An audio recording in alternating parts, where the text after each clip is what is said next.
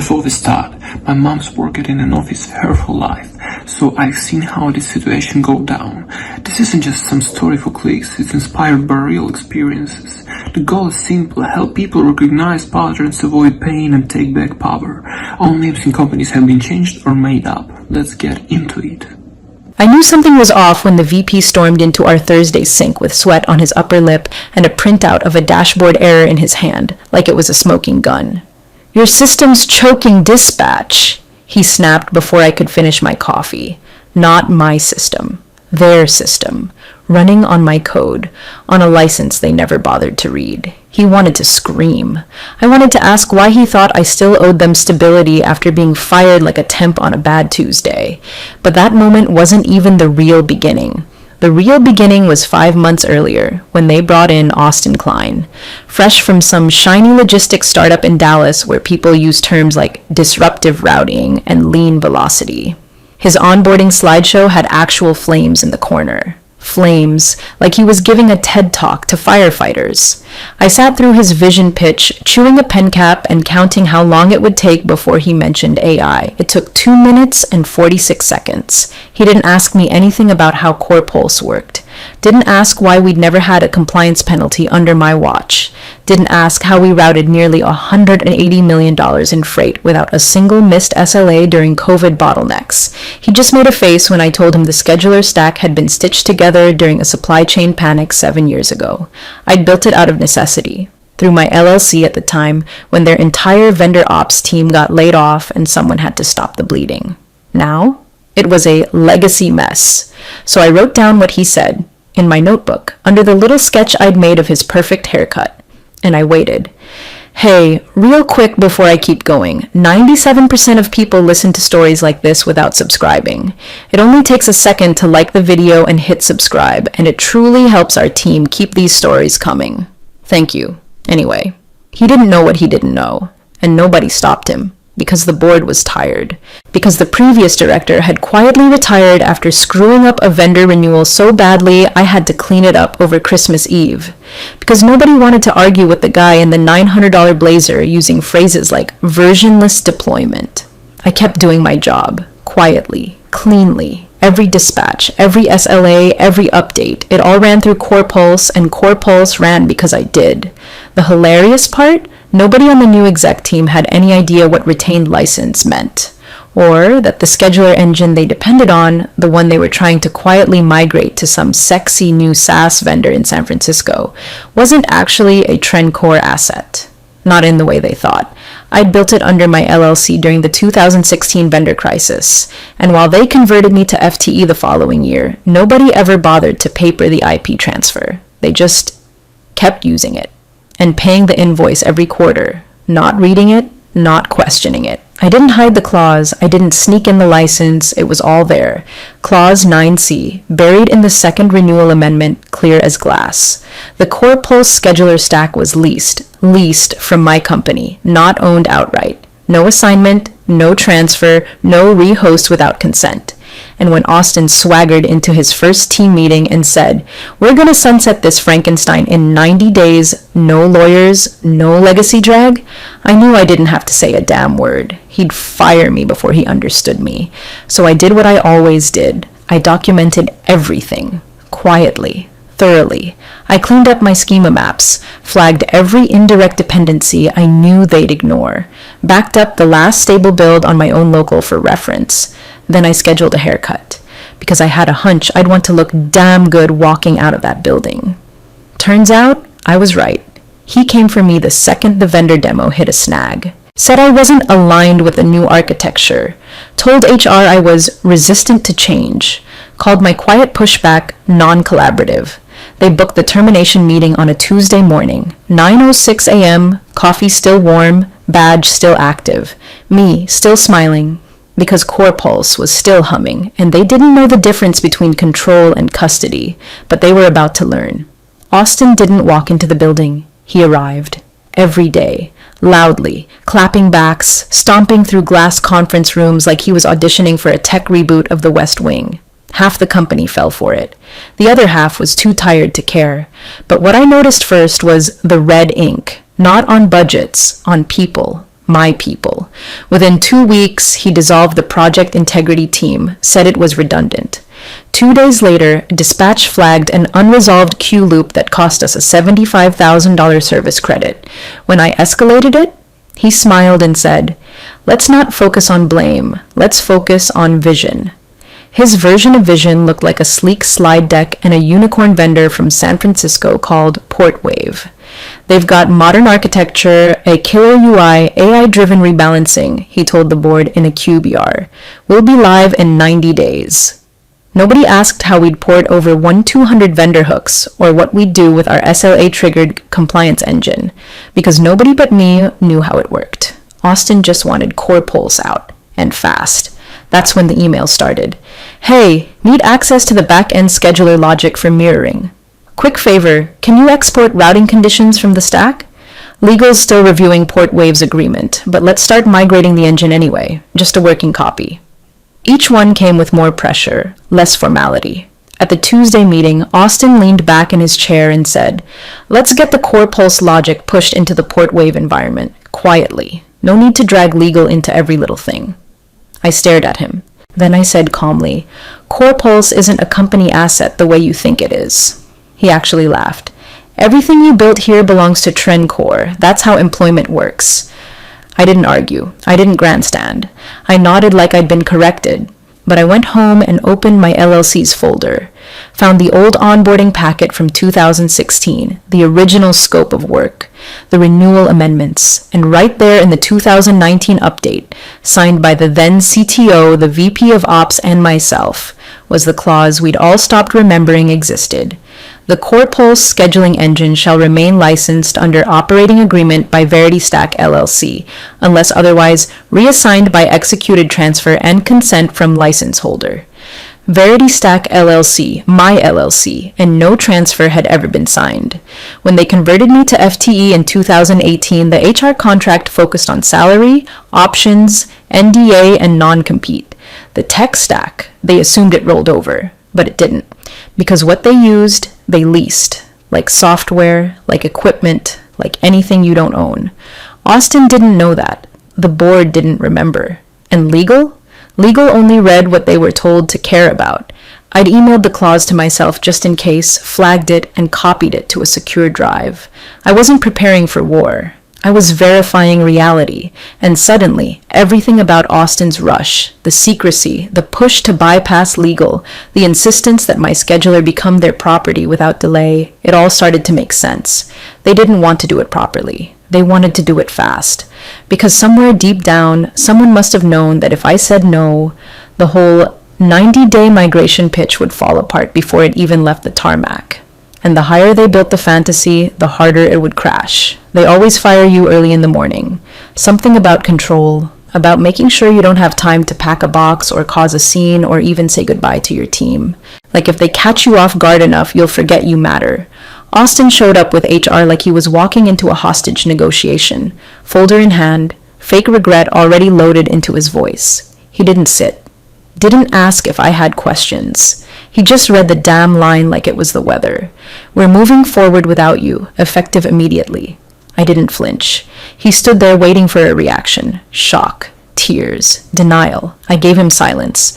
Then came the demands. Hand over the admin keys, passwords, vendor contacts, Slack ownership, Git access, and whatever you've got on Core Pulse. All of it. I folded my hands. What you're asking for doesn't exist in the way you think it does. HR shifted uncomfortably, probably realizing she should have read the contract, too. Austin's smugness cracked for just a second. Don't make this hard. I'm afraid I can't, I said with a small smile. He tried to speak louder, like decibels were leverage. You're fired. I nodded. Understood. I signed the termination acknowledgement, handed over the badge, clean break, no dramatics, but here's what didn't happen. I didn't hand over the scheduler key because the scheduler didn't belong to TrendCore, it didn't belong to Austin, or the board, or HR, or the cloud migration team currently half-assing their way through a Portwave integration like it was a Squarespace blog. It belonged to my LLC, and without me, they had no way in. See, Core Pulse wasn't some folder of bash scripts and batch logic tucked into a shared drive. It was an ecosystem, a locked, orchestrated scheduling engine with dynamic compliance triggers, vendor-linked fallback modules, and a built-in validation guard that shut everything down the moment an unauthorized instance tried to replicate it. And guess what triggers unauthorized access? Firing the license holder. They didn't ask about dependencies. They didn't consult legal. They didn't even check the logs. They just assumed I'd built something they could rip out and replace like a printer cartridge. But what I built, it breathed. It adapted. And when they kicked me out with a folder and a fake frown, I didn't rage. I didn't plead. I didn't even unplug anything. I just walked.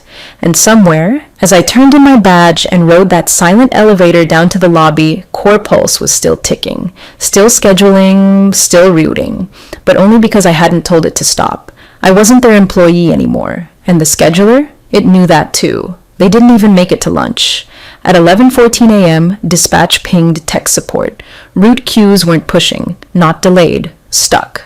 By 11:23, the automation team noticed that compliance flags weren't clearing even after override attempts. By 11:31, someone tried to do a manual reprocess and got a strange red banner across their terminal. License validation failed. Contact holder. The first thing they did, blame the junior sysadmin. Second thing, reboot the instance. Third thing, call Austin. By 11:45, IT had 5 engineers trying to regain access to the Core Pulse stack. They pulled old backups, tried duplicating the environment, even tried installing the engine on a sandboxed instance to see if it would run clean. It didn't. Every time, the stack stalled mid-execution with the same message: unauthorized host, license invalid, contact holder. They called me at noon. I let it ring. Austin, of course, spun it up as a licensing hiccup, told the board it was just a version sync issue, a simple fix. We've got top talent on it, he said. No disruption to clients. But on the floor, the ops team was watching a dashboard full of blinking red cues, orders flagged for manual intervention, routes timing out, invoices stuck behind logic gates they didn't understand because the logic wasn't theirs. They still didn't understand what Core Pulse was. Not really. They thought it was a package, a deployable. A folder of files with a fancy UI wrapper and some routing logic inside. What it actually was? An orchestrated logic engine with encrypted keys tied to a unique license validation chain, built that way on purpose, built to be stable, built to be safe, built to reject copies, and more importantly, built to recognize when it was being abandoned. When I set it up years ago, I included a handshake verification system that checked for valid license renewal tokens every quarter. If the license holder didn't approve the environment or the token expired, it didn't shut down. It just stopped allowing changes. It entered a read-only continuity mode designed to prevent disasters while flagging administrative violation. That morning, the system hadn't shut down. It had paused. Quietly, precisely. Like it was waiting for someone to finally notice what it had always been. Borrowed. Within 2 hours, we lost 3 SLA windows with our Arizona fulfillment client, missed 2 invoice triggers with our East Coast fleet partner, and the Pennsylvania warehousing contract, which we just renegotiated, flagged a critical delay that pushed their contract out of compliance. Austin tried to keep it contained. Just a systems adjustment, he told them. We're working through some updates. But operations wasn't buying it. They knew that a real update doesn't come with blocked permissions and a mystery error message. They knew what this really was. They started calling it a blackout. And by the time legal got involved, really involved, they weren't asking if the system was broken. They were asking who owned it and where that person had gone. Austin kept playing whack-a-mole with a corporate fire hose while legal quietly opened a drawer labeled, "Oh, hell." They weren't loud about it. They weren't fast. But they were thorough. And while Austin barked about missed dispatch windows and ran another pointless war room sync, Trencor's in-house counsel finally did what nobody else had done in 7 years. They read the contract. I don't mean the HR onboarding packet or the click-through TOS that everybody blindly signs on DocuSign. I mean the original contract, the one from 2016, the one I wrote with a tech-savvy procurement officer who's long since retired, the one that created VerityStack LLC as the designated architecture provider for what was then a bare-bones skeleton of a scheduler meant to get them through a vendor apocalypse. And about 40 pages in, under the section most people skipped because the formatting got dense. They found it. Clause 9C. I still remember how it was worded. The CorePulse scheduling engine, its associated logic trees, and downstream compliance integrations shall remain proprietary assets of VerityStack LLC unless an express assignment agreement is executed by the license holder. Rehosting, modification, or third-party deployment shall require written authorization from VerityStack LLC. That wasn't new. That wasn't hidden. That was signed. By the CTO at the time, by the VP of Engineering, by me, and never amended, never reassigned, never even questioned. They had been paying my LLC a flat quarterly fee, quietly processed by procurement, buried under legacy service renewals. Not once did anyone ask to roll it into internal IP. Not once did legal question who the license holder was. Because for 7 years, the system ran, never failed, never broke. And so everyone assumed it was ours. But it wasn't theirs. It was mine. And now, with me out of the building, they couldn't even fake compliance. The migration to Portwave? Prohibited. Not paused. Not pending. Prohibited. Because their new environment had already tried to duplicate the scheduler stack. Without a license, without authorization, without ownership. And that set off the clause triggers. The license denial flags. The system's protective lockouts designed to prevent rehosting without a valid signed key, which legally they were never going to get, because they just fired the one person who had the authority to give it. I didn't have to send a cease and desist. I didn't have to threaten legal action. The system handled that for me automatically. It followed the rules better than they did. Because I'd taught it to, because I'd learned long ago that trust in corporations has the lifespan of warm milk. Sooner or later, someone forgets who built the bridge they're standing on and starts acting like it was always theirs. But paper remembers, and this time, the paper was mine. Austin went into PR mode with the same fake conviction he used to sell quarterly goals nobody believed in. He stormed into the Thursday OPS lead meeting and, according to one of my former teammates, opened with, "This is a textbook case of sabotage," called me vindictive, said I was punishing the company for a routine personnel decision, like I'd thrown a tantrum and locked the doors on my way out. He was desperate to make it sound emotional, because if it was emotional, then it wasn't legal. It wasn't contractual. It wasn't his fault. But legal wasn't buying it. They'd already read Clause 9C, already confirmed that CorePulse wasn't company-owned IP, already double-checked the license history, already interviewed procurement about the renewals. So when he floated the word sabotage, they shut him down with a single sentence. You terminated her employment, then attempted to seize property the company doesn't own. No drama, no flair, just a door gently closing on his narrative. That's when he started calling me. 3 times, same day, 2 voicemails, 1 missed FaceTime. I didn't answer. I already knew what he was going to say. He was going to pretend he wanted to make it right. He was going to offer me a contractor retainer at half my previous salary to smooth the transition. He was going to spin the whole thing into some redemption arc where I played the loyal fixer in the 3rd act of his disaster movie. Instead, I watched my phone light up, then dim. Again. The 3rd voicemail ended with a message that made my jaw clench. Name your price. Like I was a problem to purchase. I didn't call back. I didn't respond. I just forwarded the audio to my attorney and added a 1-line email. Please handle going forward. That same afternoon, I got a text from a former colleague in sales. Big one just froze.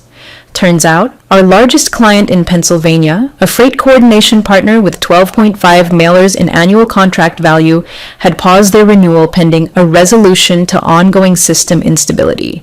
10 minutes later, another update. A West Coast client in Phoenix triggered their penalty clause, $120K per hour, for missed routing benchmarks. No warning. Just a clock, ticking. Austin tried to bury the fire with buzzwords. We're exploring parallel solutions. We're working with vendor support. We have a backup instance being provisioned. But there was no parallel, no support, no backup. Because CorePulse wasn't just code. It was an architecture, a living, logic-bound organism tailored to our contracts, our vendors, our compliance terms. And once the license severed, That ecosystem stopped listening, and when I stopped responding, it wasn't vengeance, it was silence. And suddenly, that silence wasn't resistance. It was the only thing in the room with a backbone. Every system failure, every unanswered request, every client breach, all of it pointed to one undeniable fact.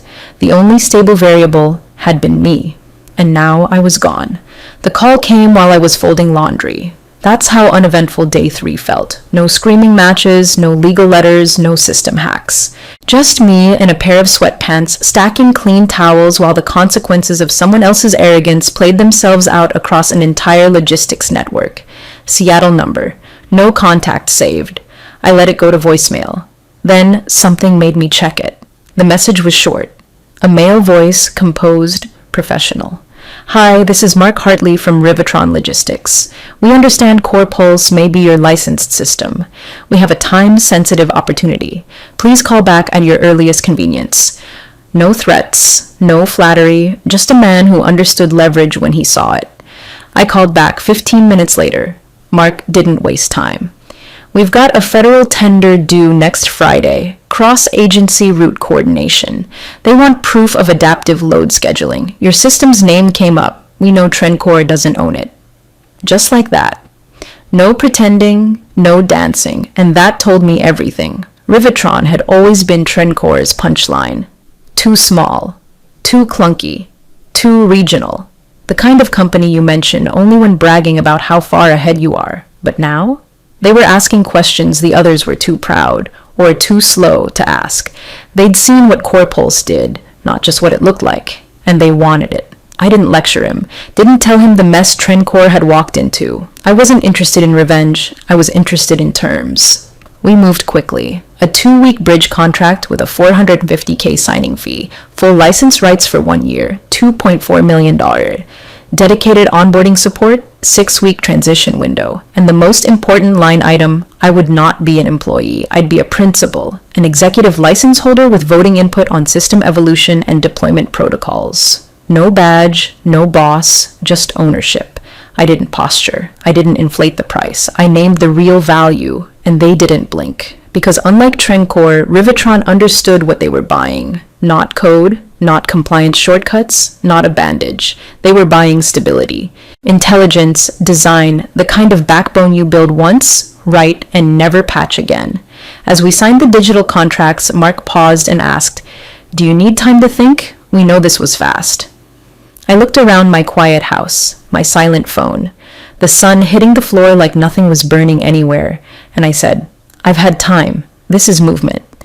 Because I don't swing power like a sword. I redirect it, quietly, precisely, and always to where it will be used, not wasted. Day 5 was when the silence turned into a storm.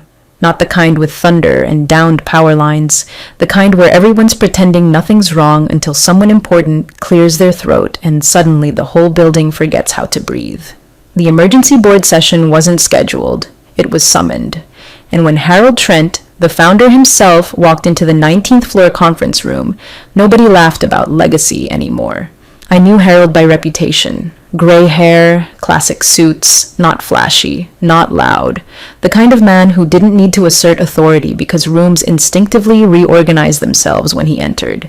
He hadn't been active in day-to-day operations for years, but when the Pennsylvania client paused $12.5 million in renewal contracts and the Phoenix partner triggered breach penalties totaling $480,000 in under 48 hours, Harold came back. The room went quiet the moment he sat. Legal-led, not with spin, not with panic, with bullet points, clear, measured, fatal. The CorePulse scheduler core is legally licensed, not owned. The license holder was terminated on Tuesday morning. The rehosting effort was unauthorized and violates licensing terms. The resulting access failures triggered financial penalties and reputational damage. Each line landed like a hammer on glass. Austin tried. God, he tried. He talked about legacy confusion. He tried to pin it on documentation lapses. He even tossed out the phrase, bad faith retention of system control, which sounded like something he stole from a startup podcast and didn't fully understand. Harold let him finish, then leaned forward, calm, even. Did you fire the license holder? Not her. Not the scheduler lead. Just the license holder. Austin opened his mouth, closed it, looked around for help. There was none. Harold nodded once, then looked toward the door. Get out. He didn't have to say it twice. No yelling, no argument, just the quiet rustle of fabric as Austin stood and left the room he thought he owned. 2 hours later, I got the email from Trencor Legal. We'd like to schedule a resolution meeting to discuss a mutually agreeable path forward regarding the Core Pulse environment. I didn't even hesitate. I typed 7 words. My attorney will coordinate from here forward. No sign-off, no emotion, because I wasn't coming back. I wasn't negotiating. This wasn't a return. This was gravity doing what gravity does. And for once, I wasn't the one falling. The announcement dropped on a quiet Monday morning. No PR blitz, no flashy LinkedIn post with me crossing my arms in front of a warehouse. Just a line on Rivitron's internal bulletin.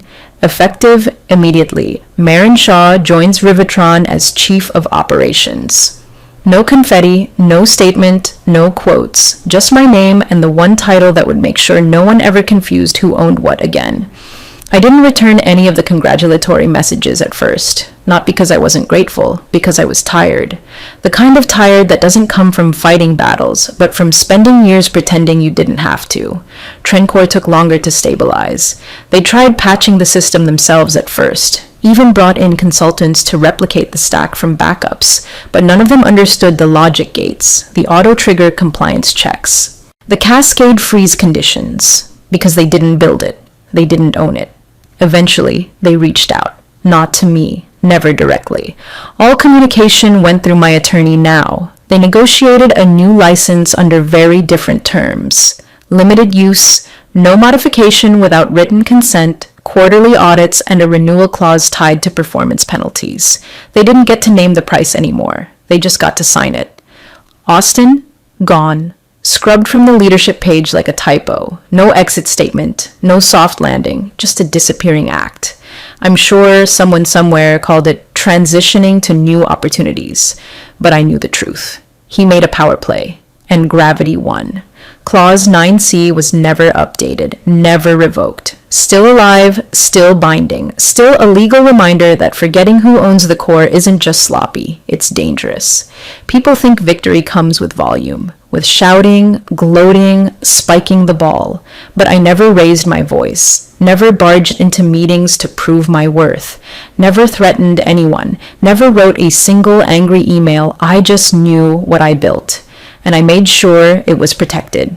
So when the system paused, when the licenses lapsed, when the calls came pouring in, it wasn't me fighting back. It was the system speaking for me. And when the dust settled, I didn't walk back through Trencor's doors. I walked forward, into something of my own making. Not for applause, not for revenge, but because power doesn't always need a voice. Sometimes it just needs terms.